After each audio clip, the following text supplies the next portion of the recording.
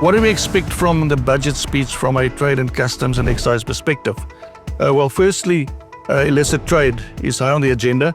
We've all seen the images of people carrying backpacks full of cartons of cigarettes running through the veld, crossing the border into South Africa. Illicit trade, including counterfeit goods, account for roughly $100 billion in revenue loss. About 60 million of that is lost in excise, and about 30 million of that is actually cigarettes.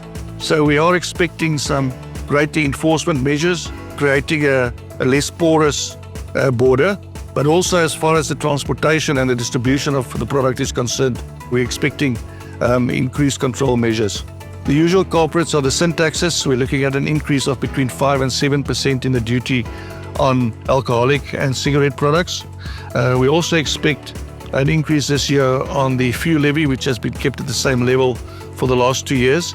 And then there's a lot of pressure on government to also increase the health promotion levy, or sugar tax as it's known, not only to increase the rate of duty, but also to include more products like sugary fruit juices, which is presently excluded from the legislation. We're looking at the customs VDP, which is the voluntary disclosure program for customs and excise. Previously, this was only available for other taxes such as income tax and VAT.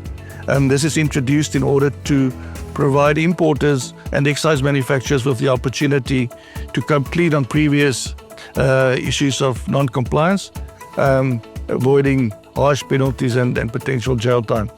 And then lastly, we look at the importation of electric vehicles, as well as the local manufacture thereof, incentives from government to try and promote the local manufacture, but also from an import perspective to make the vehicles cheaper and more accessible in order to reduce the use of fossil fuels. Thank you.